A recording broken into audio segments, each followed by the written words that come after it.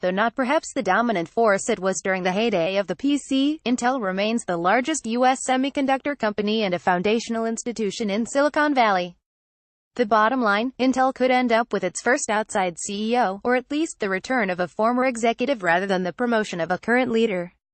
Here's a list of early possibilities, according to current and former Intel employees, as well as chip industry experts. Internal candidates. Navin Shenoy, VP of Intel's data center group.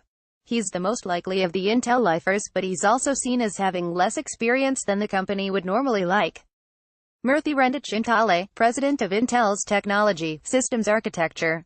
He's an insider, yes, but not an Intel lifer, having come over from Qualcomm in 2015. External candidates with Intel ties.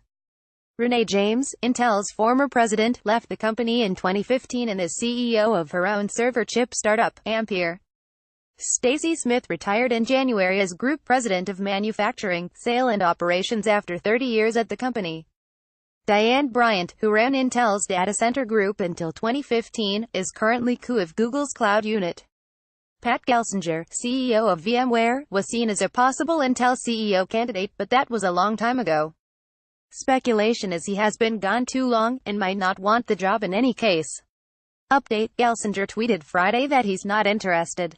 "I love being CEO at VMware, and not going anywhere else," he said. "The future is software, true outsiders. Intel has always promoted from within, so it's hard to say who might be interested and who might pique the board's interest."